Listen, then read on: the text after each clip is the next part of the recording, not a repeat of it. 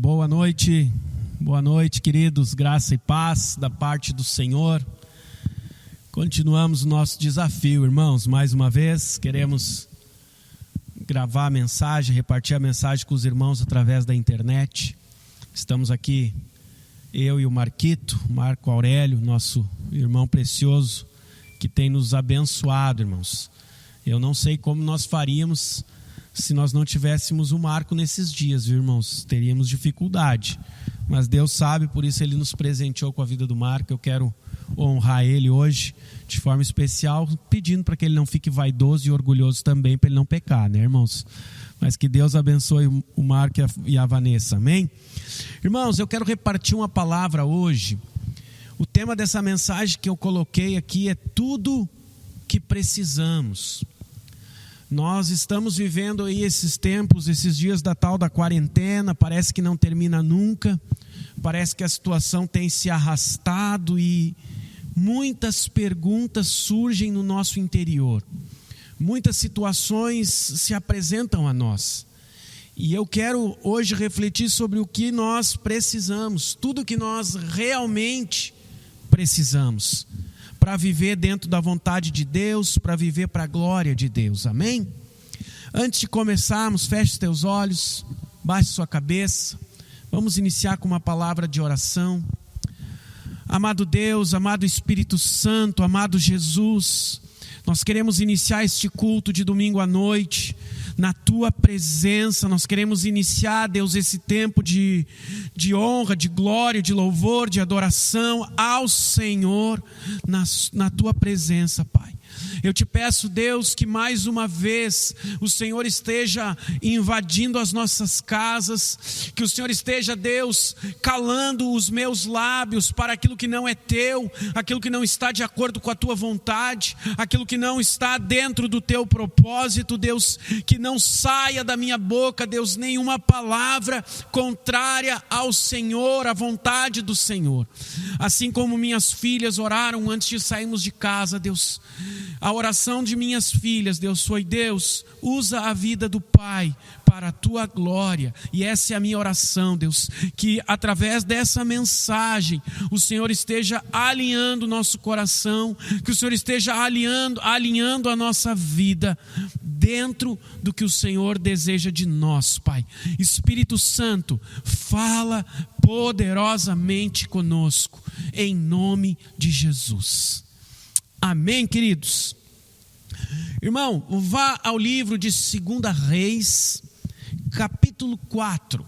2 Reis, capítulo 4, do verso 8 ao verso 10. Um texto mais curto hoje, que Deus colocou no meu coração. Há muitos anos atrás eu ouvi um missionário, Pedro do Borel, não sei nem por onde anda esse homem de Deus hoje, mas há muitos anos atrás eu ouvi ele ministrar esse texto, e aquilo ficou em meu coração e eu nunca mais esqueci. E hoje, esses dias, eu e minha esposa em casa conversando, lembramos dessa mensagem, e isso encheu meu coração e eu quero repartir com a igreja. 2 Reis, capítulo 4, verso 8. Olha o que diz, irmãos.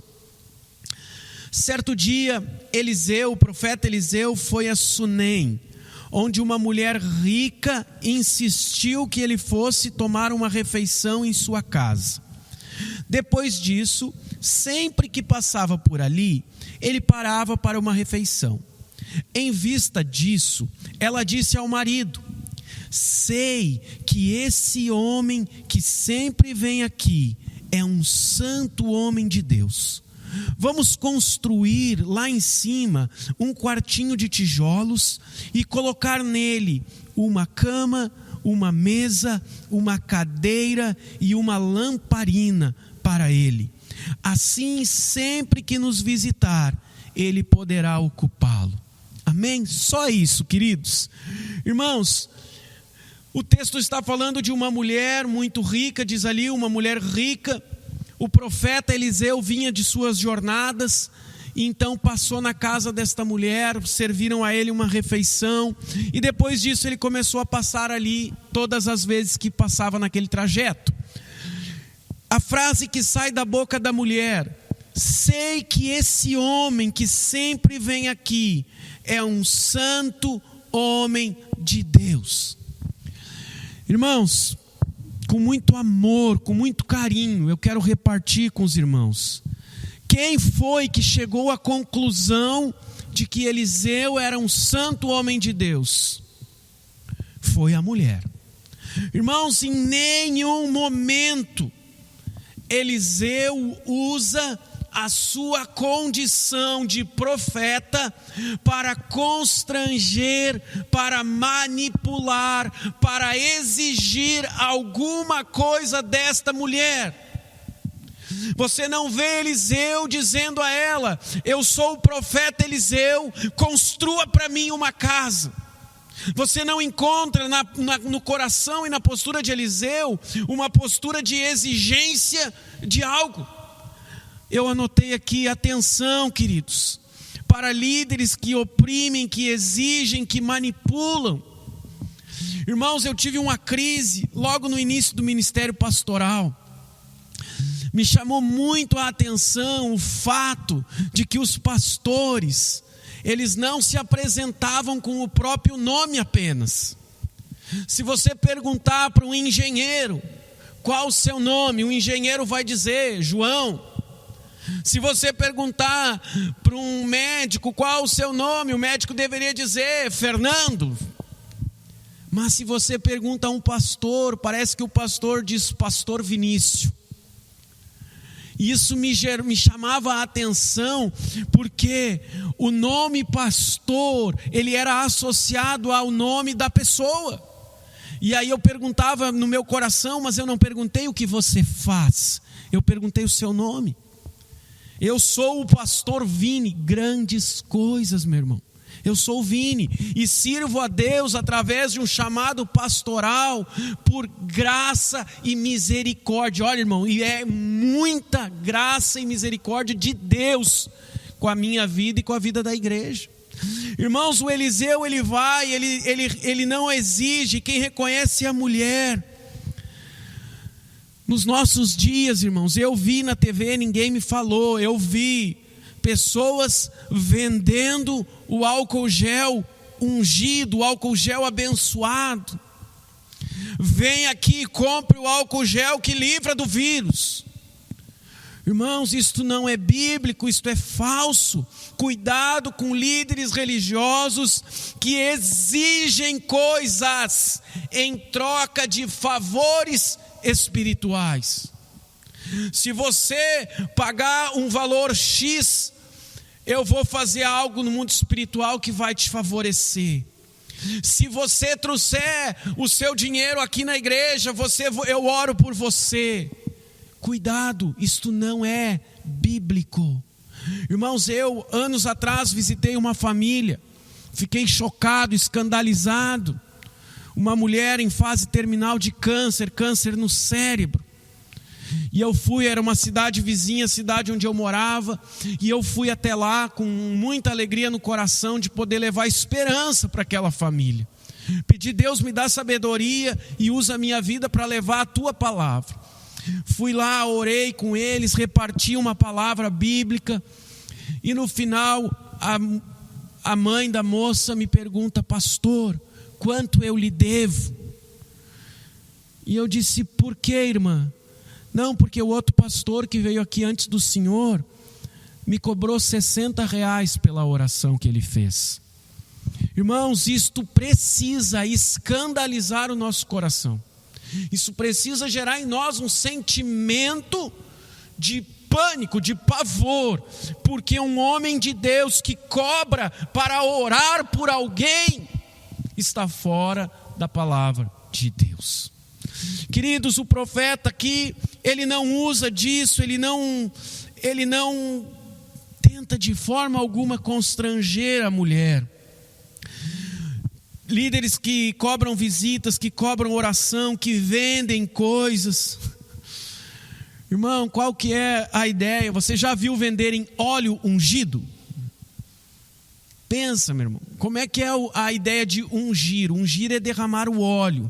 Então o óleo ungido, será que é um óleo que tu fica derramando um pouco de óleo de uma garrafa dentro da outra para ungir o próprio óleo que unge? É uma loucura, isso não existe na palavra. Então, meus irmãos, muito cuidado. Nesses dias que nós estamos vivendo, eu, Vini, me peguei muito preocupado com as finanças da igreja.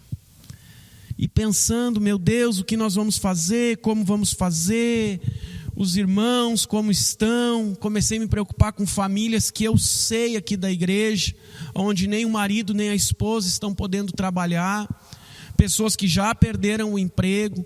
Eu tenho na minha própria família pessoas que já foram demitidas, e aí isso começa a gerar muita preocupação. E aí eu anotei uma pergunta que eu tenho feito para mim: Vini, qual é a real motivação do teu coração em voltar a ter os cultos? Edificação espiritual ou desespero financeiro? Será, queridos, que eu estou muito preocupado com todos esses dias da igreja fechada, por causa da glória de Deus, por causa da obra de Deus, por causa das vidas que não estão sendo impactadas pelo Evangelho? Ou será que eu estou muito preocupado porque eu não estou conseguindo arrecadar recursos necessários para manter o que eu acredito ser a obra de Deus? Irmão, deixa eu te dizer algo. A obra de Deus sempre foi sustentada por Deus. E vai continuar, meu irmão. A obra de Deus. A obra humana, ela depende dos homens. A que é de Deus, depende de Deus. Queridos, o dinheiro tem governado as religiões. Tanto religiões evangélicas, se você olhar a igreja católica, a história da igreja católica, se você olhar outras religiões, o dinheiro governa, isso não é uma novidade. Se você for lá, vamos lá, vá comigo à carta de Tiago, capítulo 2, você vai ver que o apóstolo Tiago, ele já precisa orientar os irmãos, anos atrás, a não fazerem acepção de pessoas. Porque, meus queridos, os irmãos lá na carta de Tiago estão tratando os ricos de forma diferente dos pobres. Tiago, capítulo 2, olha o que diz do verso 1 ao verso 4. Meus irmãos, como crentes em nosso glorioso Senhor Jesus Cristo, não façam diferença entre as pessoas, tratando-as com parcialidade. Suponham que na reunião de vocês entre um homem com anel de ouro, roupas finas, e que também entre um pobre com roupas velhas e sujas. Se vocês derem atenção especial ao homem que está vestido com roupas finas e disserem, aqui está um lugar apropriado para o Senhor, mas disserem ao pobre, você fica em pé ali, ou sente-se no chão junto ao estrado onde põe os meus pés, não estarão fazendo discriminação, fazendo julgamentos com critérios errados. Irmãos, porque Tiago precisa dizer isso?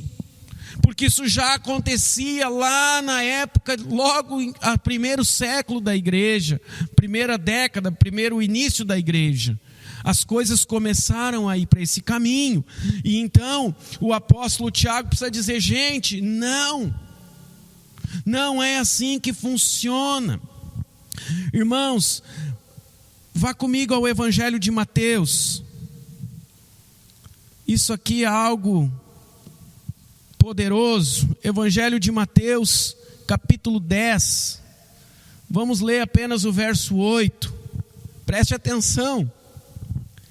Curem os enfermos, ressuscitem os mortos, purifiquem os leprosos, expulsem os demônios.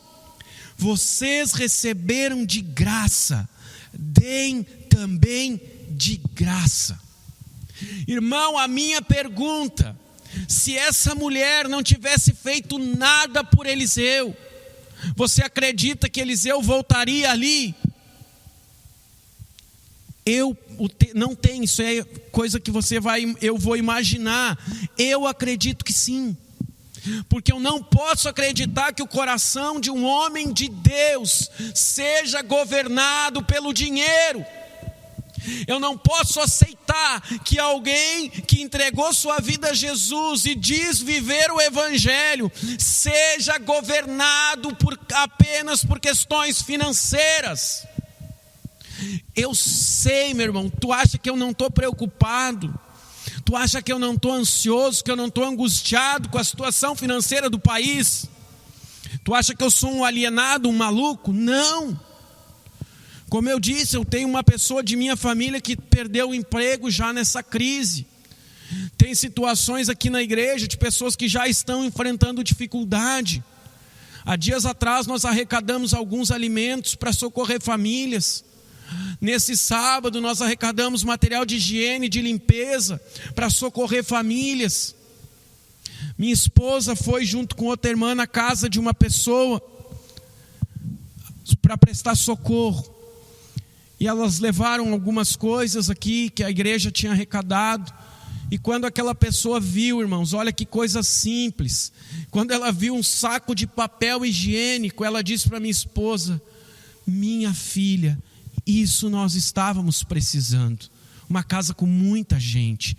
É claro que eu estou preocupado. É claro que a questão de dízimos, de ofertas, ela preocupa, lógico. Mas preocupação não pode dar lugar ao governo. Irmãos, o dia que nós, Igreja Vida, começarmos a pregar por causa de dinheiro, que Deus feche a igreja. Dá para dizer amém para isso? O dia que nós, Igreja Vida, líderes, pastores, começarmos a procurar pessoas, porque são ricas, para falar de Jesus para elas, porque elas são ricas, e abandonarmos o pobre, a viúva e o necessitado, que Deus pese sua mão sobre nós. Amém? Eu sei que eu sou meio doentinho, mas Deus é bom, gente. Vamos voltar lá para o texto de 2 Reis. Então o profeta, ele passa, a mulher ali, ela por livre e espontânea vontade, constrói um quarto para ele, e ele vai lá. Irmãos, o que significa esse quarto? O que seria um quarto para nós? O quarto, ele é um lugar de privacidade. O quarto, ele é um lugar de estarmos a sós com Deus. O quarto é o lugar de reflexão. Queridos, esta mulher sunamita, ela entende que o profeta precisa de privacidade. A mulher sunamita entende que o profeta precisa de um lugar para se retirar, para ficar a sós. A mulher sunamita entende um princípio da palavra. Evangelho de Mateus. Vamos lá, irmãos. Evangelho de Mateus, capítulo 6. Evangelho de Mateus, capítulo 6, versos 5 e 6. Olha o que diz. Evangelho de Mateus, capítulo 6, verso 5. E quando vocês orarem, não sejam como os hipócritas. Eles gostam de ficar em pé, orando em pé nas sinagogas, nas esquinas, a fim de serem vistos pelos outros. Eu asseguro que eles já receberam sua plena recompensa. Olha a orientação. Mas quando você orar, vá para o seu quarto, feche a porta e ore a seu pai que está em secreto. Então seu pai que vê em secreto o recompensará. Queridos, qual é a direção de Jesus? Quando nós orarmos, vai, entra no teu quarto, fecha a tua porta, ora em secreto, teu pai que vê em secreto, ele vai te recompensar. Irmãos, a mulher sunamita se preocupou com a intimidade do profeta com Deus. E eu tenho entendido no meu espírito que Deus se preocupou nesses dias com a nossa intimidade com Ele também. Queridos, Deus nos tirou dos púlpitos, Deus nos tirou das plataformas das igrejas, Deus nos tirou dos cultos, dos grandes eventos, Deus nos tirou desse ambiente público e nos levou aonde? Irmão, aonde está a sua vida devocional? Aonde está no secreto novamente? Eu entendo que são dias de profunda reflexão, são dias de alinhamento, são dias de buscar em Deus a ideia de Deus, o coração de Deus, o propósito de Deus. Deus nos tirou, queridos, dos cultos públicos e nos chamou ao secreto. Irmãos, esses dias são dias de intensa busca e comunhão com o Senhor no secreto. Sabe lá onde não tem ninguém para te aplaudir? Lá onde você não tem que impressionar ninguém? Lá onde não importa o seu vocabulário? Lá onde não importa se ficou politicamente correto ou não, teologicamente correto? Não. Lá no quarto, lugar de intimidade com o Pai, o que importa é o meu e o seu coração em Deus. Queridos, Deus nos levou a esse lugar e nós estamos vivendo e temos a oportunidade. Irmão, tempos atrás eu fui numa ministração em Santo Antônio, pastor, irmão, missionário, Leandro Vieira, e ele fez uma brincadeira que é muito real. Ele pegou o celular dele e fingiu que estava como se ele estivesse orando no seu quarto e filmando para publicar. Irmãos, cuidado com pessoas que precisam divulgar tudo o que elas fazem.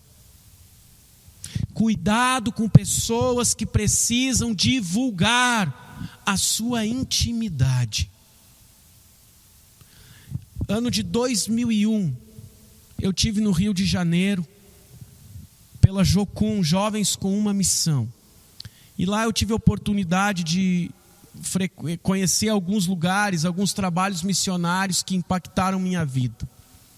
Na equipe que eu participava tinha uma moça rica lá do Rio. Irmãos, 2001 não tinha esses celulares que tem hoje, a câmera de foto era diferente. E aquela moça muito rica tinha uma câmera muito boa. E nós subíamos as favelas para levar a palavra de Deus. E aquela moça ia com a câmera fotográfica. Aonde tinha um menino pobre, sujo, ela abraçava e pedia para alguém tirar uma foto. A criança com cara de sofrimento e ela sorrindo para a foto para ficar bonita.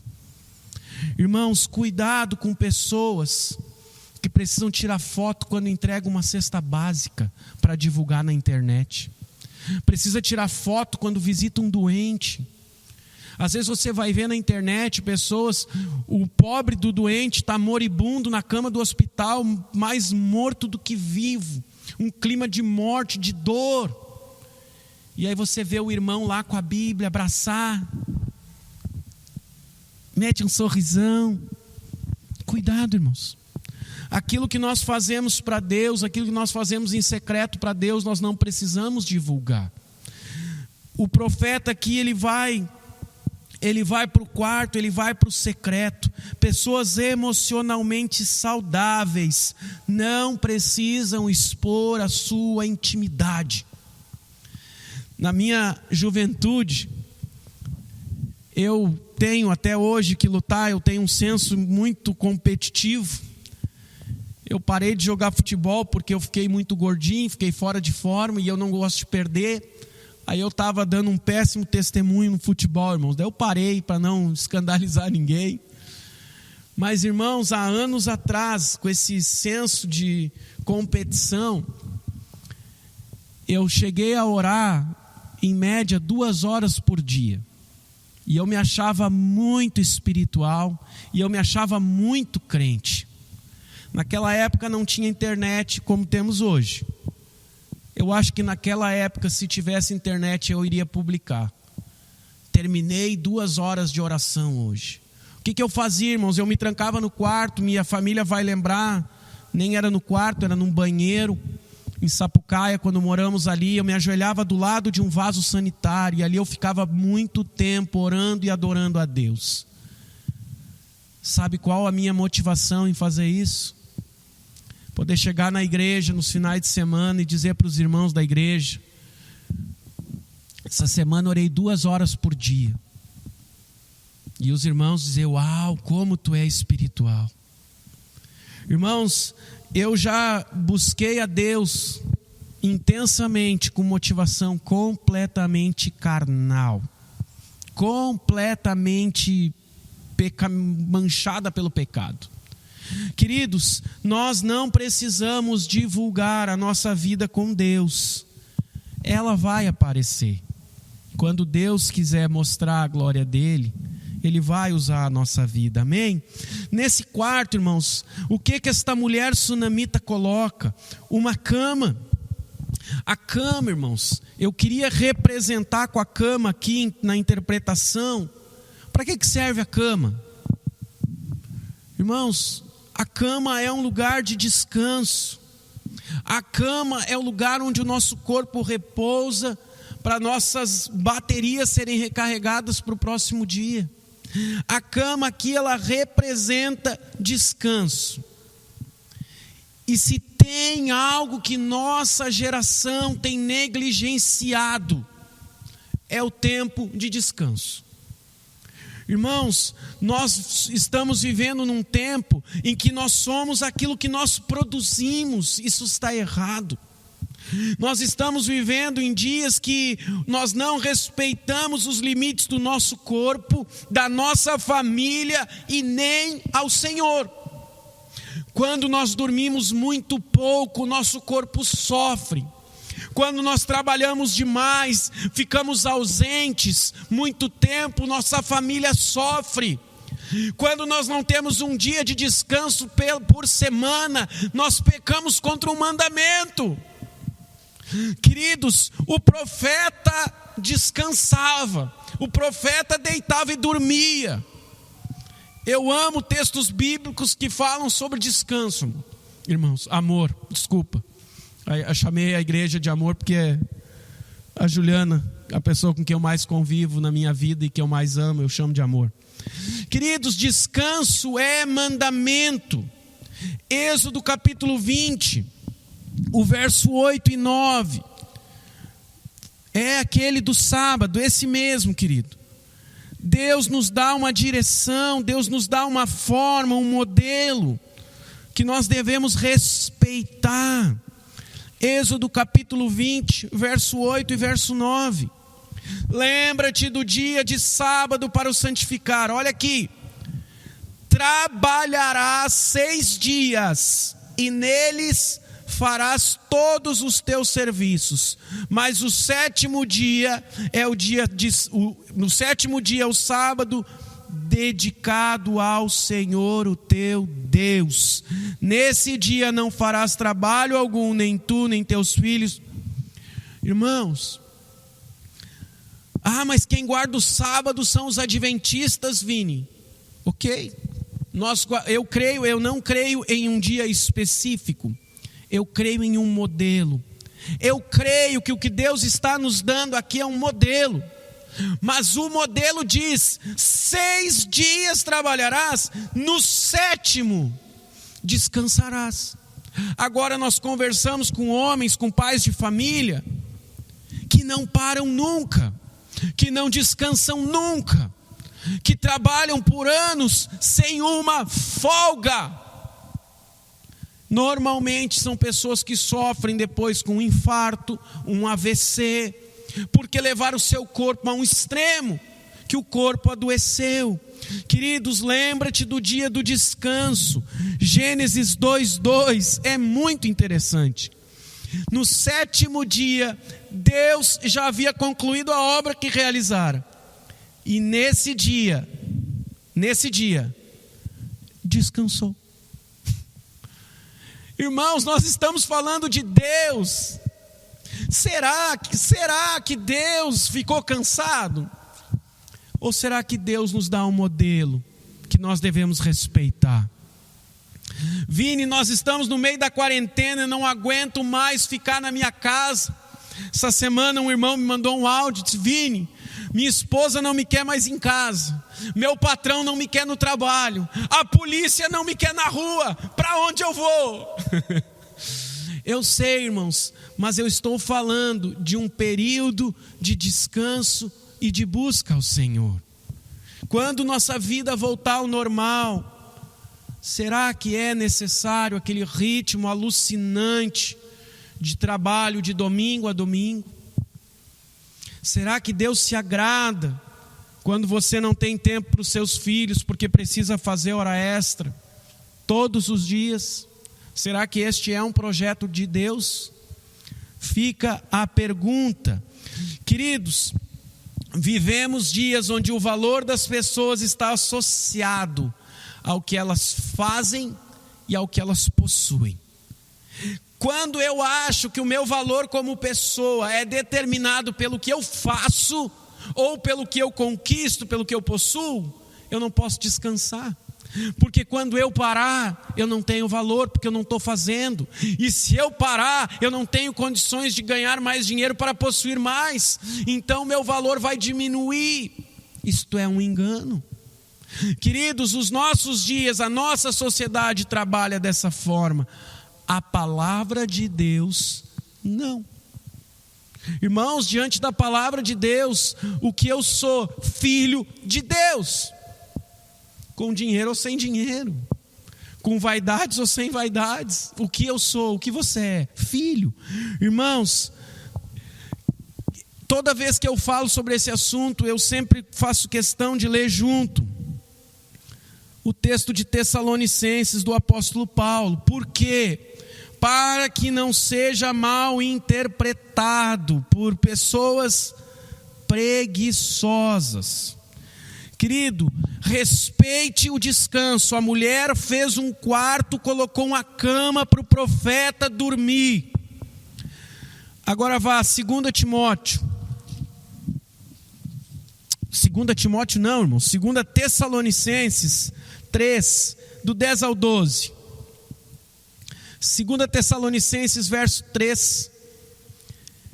Quando ainda estávamos com vocês, nós ordenamos isto, preste atenção na ordem: se alguém não quiser trabalhar, também não coma, pois ouvimos que alguns de vocês estão ociosos, não trabalham, mas andam se intrometendo na vida alheia. A tais pessoas ordenamos e exortamos no Senhor Jesus Cristo que trabalhem tranquilamente e comam o seu próprio pão. Irmãos, preste atenção: se alguém não quiser trabalhar, Vini, meu marido perdeu o emprego, meu marido está sem serviço, então ele não deve comer? Não. Ele deve nos procurar e nós queremos ajudá-lo, porque nós queremos socorrer aqueles que necessitam. Sim, é a igreja que faz isso. Aqui está dizendo que aquele que não quer, aquele preguiçoso, aquele folgadão, aquele que não cumpre horário, aquele que não respeita uma orientação do chefe na empresa, aquele que está sempre cansado. Irmãos, o mandamento é igual... Eu não sei quem que fala, Arnaldo César Coelho. A regra é clara. Irmão, o mandamento é claro: 6 dias trabalharás e no 7º descansará. Tem gente que quer descansar 6 e trabalhar 1. Não é essa a ordem bíblica. Irmãos, nós podemos descansar, nós podemos deitar na cama e repousar e pegar no sono, mesmo no meio da quarentena do coronavírus? Com certeza. Com certeza. Irmão, tu pode achar o que tu quiser. Eu não perdi nenhuma noite de sono nesses dias. Motivos para isso nós temos. Eu olho para Jesus, né, irmãos? Dentro de um barco, no meio de uma tempestade, os homens do barco dizendo: nós vamos morrer. pensa no tamanho da tempestade. E o meu Senhor estava dormindo. Não sei como é que dorme num barco em tempestade, tamanha a paz que ele tinha. Então, irmãos, eu posso sim confiar e descansar em Deus. Deite, repouse, descanse. Depois essa mulher colocou nesse quarto a cama, ela colocou uma mesa. E aqui eu não quero perder muito tempo. Mas a mesa traz a ideia de refeição, traz a ideia de alimentação. Irmãos, mesmo um grande profeta de Deus, ele não vive somente em jejum. Ele precisa se alimentar, ele precisa cuidar de sua saúde. Nesses dias de coronavírus, irmão, coma alimentos que aumentam a sua imunidade, seja sábio, seja prudente. O doutor que eu queria ter dito na outra mensagem de dias atrás é o doutor Aldrin Marshall, o Ministério Metanoia. Vá na internet, procure dicas, cuide da sua alimentação. Eu estou aprendendo, eu não sei ainda, eu estou tentando, irmãos. Mas eu já descobri que a minha alimentação, ela influencia todas as áreas da minha vida.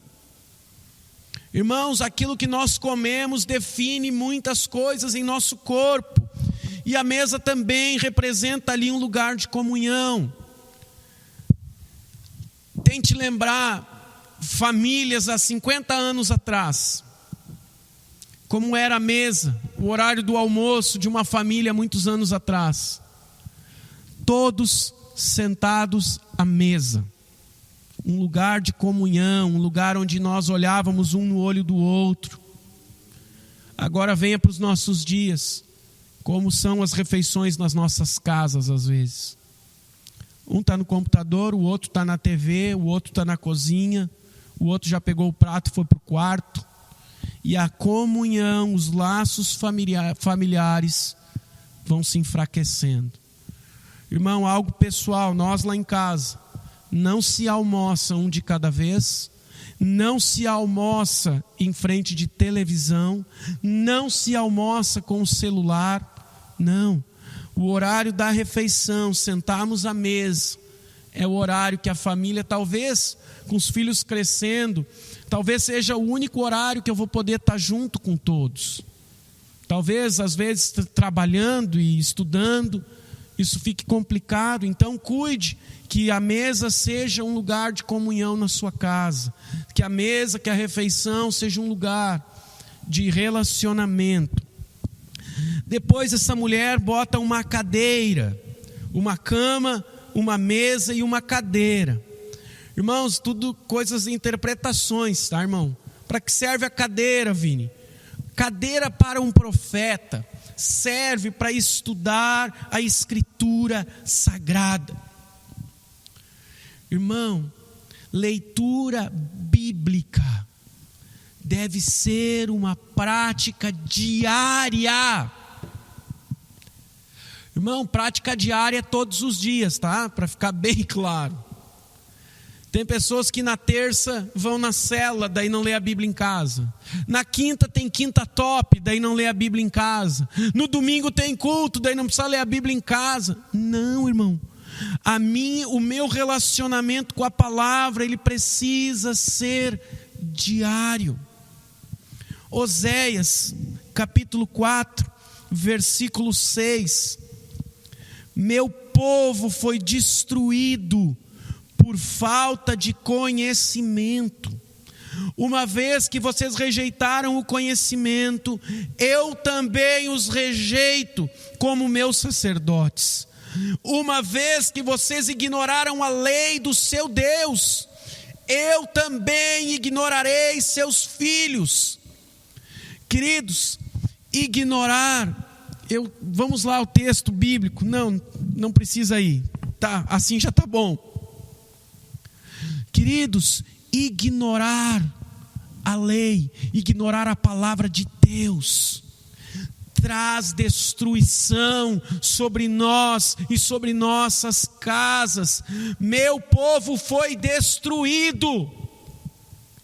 Irmão, quando eu ignoro um relacionamento profundo com a palavra de Deus, eu estou sujeito, vulnerável à destruição. Meu povo peca, o meu povo foi destruído porque faltou conhecimento. E agora vocês ignoraram a lei de Deus. A palavra está dizendo que Deus também vai ignorar os nossos filhos. Irmãos, isso é muito profundo. Se você fizer um estudo bíblico profundo, você vai ver que muitas bênçãos estão associadas à obediência à palavra. Vini, todas as bênçãos estão associadas à obediência. Não. A bênção de acordar de manhã, todos nós acordamos. O sol nasceu e iluminou a minha casa e a casa de quem não obedece também. A chuva caiu e molhou a minha grama e molhou a do meu vizinho que odeia a Deus também. Existem bênçãos que não estão associadas, mas muitos textos bíblicos, você vai encontrar se obedecerem, se guardarem, muitos textos. O clássico mais conhecido é o Deuteronômio 28, o verso 1. Se vocês obedecerem fielmente o Senhor, o seu Deus, e seguirem cuidadosamente o quê? Todos os seus mandamentos. Querido, como é que eu vou obedecer uma lei, um mandamento, uma ordem de Deus se eu não a conheço? Como é que eu vou viver o que a Escritura diz se eu não leio? Se eu não me relaciono com esse livro? Poucos dias atrás alguns irmãos entraram numa polêmica porque a nossa geração vem desvalorizando a Bíblia, vem secularizando, vem relativizando palavras bíblicas. Eu já tive debates e aí as frases que saem: mas isso é interpretativo, isso é relativo, isso não foi bem assim que o apóstolo escreveu. Não, irmãos, a Bíblia é a palavra de Deus. A Bíblia no seminário ela é ou ela contém, ela contém, ela é a Bíblia. Ela precisa ser levada a sério, irmão. O que a Bíblia diz para não fazer, não faz, criatura. Se a Bíblia condena algo, foge, obedece. Queridos, eu não quero descuidar do meu relacionamento com a palavra, para que eu não venha sofrer destruição.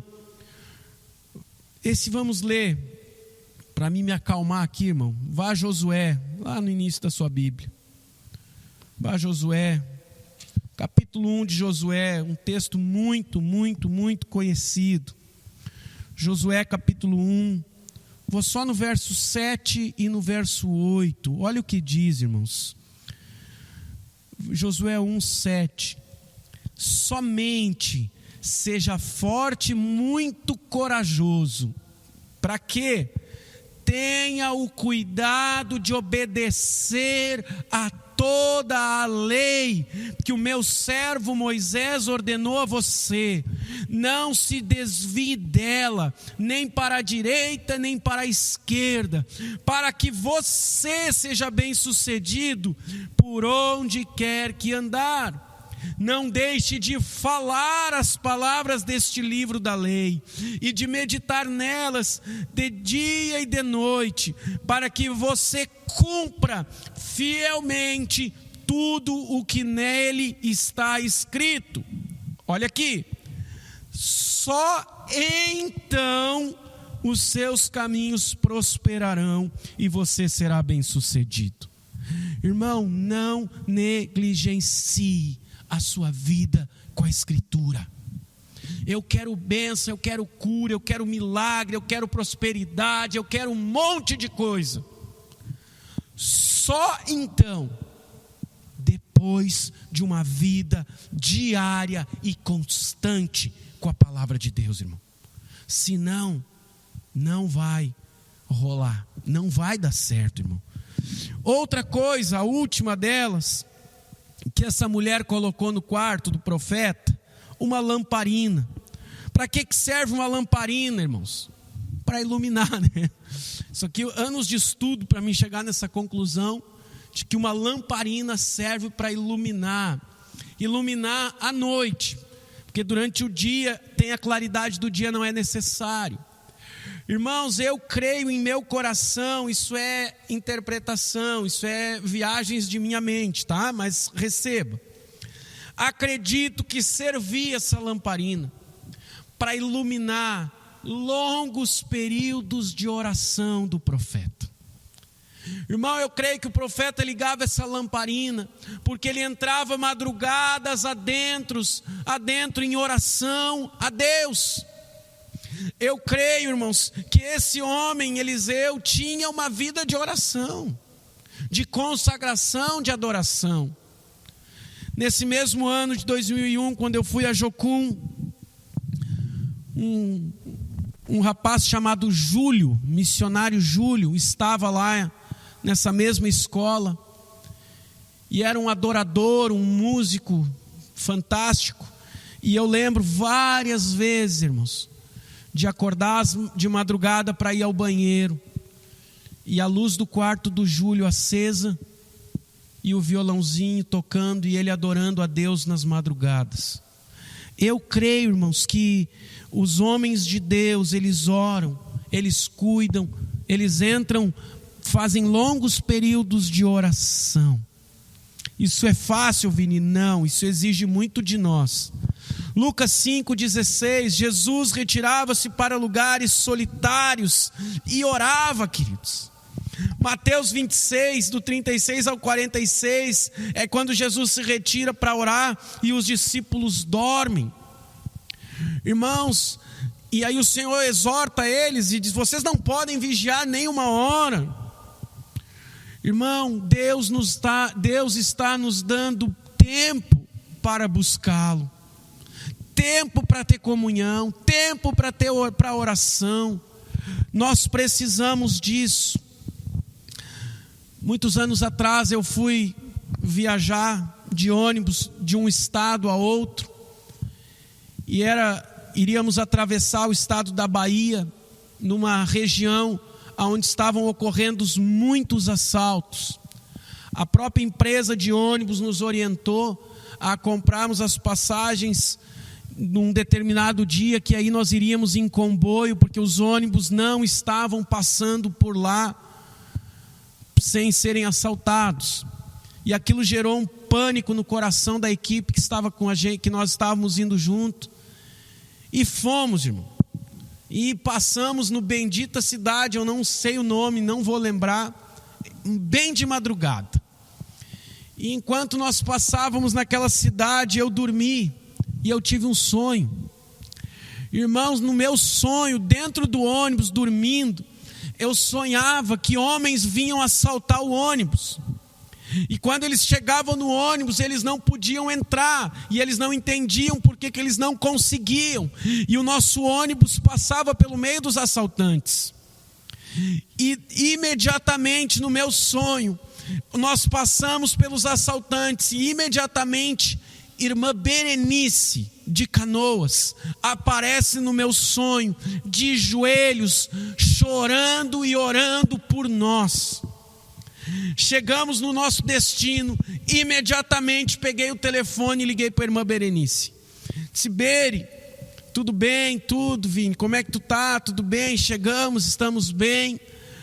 Essa noite eu tive um sonho durante a viagem, eu sonhei, Beri, que tu estavas orando por nós, e o nosso ônibus seria assaltado, e como você estava intercedendo por nós nessa madrugada, nós passamos.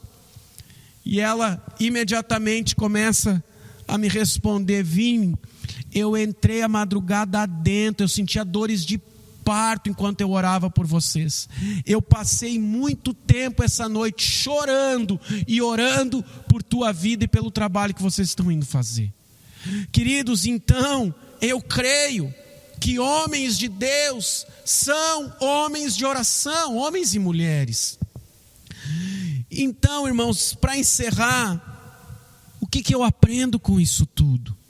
O que eu realmente, você lembra o tema da mensagem? Tudo o que precisamos, não tudo o que desejamos. Irmãos, o que eu e você precisamos de um lugar de intimidade com Deus. Precisamos descansar e confiar. Precisamos cuidar da nossa alimentação, do nosso corpo. Precisamos estudar a palavra diariamente e tempo de oração. Queridos, há um tempo atrás eu ouvi um pastor dizendo: Deus é pai, não é garçom. Irmão, o garçom, ele te serve tudo que você pede. O pai, ele te dá tudo o que você precisa, não o que você pede. Irmãos, Evangelho de Mateus, capítulo 6, verso 33, busquem, pois, em primeiro lugar o reino de Deus e a sua justiça, e todas essas coisas serão acrescentadas a vocês. Olha o contexto, está falando de coisas materiais, de necessidades básicas. Salmo 37, verso 25, Davi: já fui jovem, agora sou velho, mas nunca vi o justo desamparado, e nem seus filhos mendigando o pão. Querido, você está com medo? Eu estou com medo. É hora de agarrarmos tudo na palavra. É hora de nos agarrarmos em Deus. É hora de nos trancarmos em nosso quarto. É hora de oração. É hora de leitura. É hora de consagração. Irmãos, eu e você estamos tendo a grande oportunidade de vivermos dias maravilhosos em Deus. Eu quero com essa mensagem te motivar. Capricha, irmão, no tempo de devocional. Capricha no tempo de leitura, capricha no tempo de oração. Confia, Deus guardará os seus filhos. Deus guardará as nossas vidas dentro do seu propósito. Amém, irmão? Que Deus possa te abençoar e te encorajar com essa palavra. O profeta não precisava de muitas coisas para fazer a vontade de Deus. Eu e você também não precisamos de muitas coisas. Precisamos das coisas certas. Amém? Feche seus olhos, baixe sua cabeça. Espírito Santo de Deus, nos leva a esse lugar de comunhão, ao lugar secreto, ao lugar de intimidade, a um lugar, Deus, aonde nós vamos conhecer o Teu coração, ao lugar, Deus, onde nós vamos entender o Teu propósito, ao lugar, Deus, onde nós vamos nos derramar, Deus, ao lugar onde nós vamos derramar nossa alma, aonde nós vamos confessar pecados ao Senhor, aonde nós vamos clamar por restauração da nossa cidade, aonde nós vamos sonhar os Teus sonhos novamente, Deus. Pai, nós confiamos plenamente no Teu governo, no Teu cuidado, na Tua soberania. Nós confiamos plenamente que o Senhor é Deus e o Senhor continua no controle e no governo de todas as coisas. E nós confiamos, Deus, que o Senhor está nos chamando à vida de intimidade novamente. Talvez alguns de nós há muito tempo não tenham orado, não tenham lido a Bíblia. Talvez alguns de nós, Deus, foram atropelados pelo dia a dia, pelos compromissos, tarefas. E o Senhor tirou tudo para nos deixar com o melhor, que é o Senhor. Deus, nós perdemos coisas, mas nós não podemos perder o Senhor. Deus, tem pessoas perdendo muitas coisas, mas que ninguém perca a fé, a esperança, o amor em Cristo Jesus. Que nenhum dos teus se perca nesses dias, Pai. Muito pelo contrário, que a verdadeira igreja se fortaleça para o avivamento que está por vir. Em nome de Jesus, Pai. Cumpre em nós o teu querer. Em nome de Jesus. Amém, irmãos? Que Deus te abençoe com essa palavra. Que o Espírito Santo possa falar ao teu coração e organizar as nossas vidas novamente. Amém, irmãos? Fique na graça e na paz de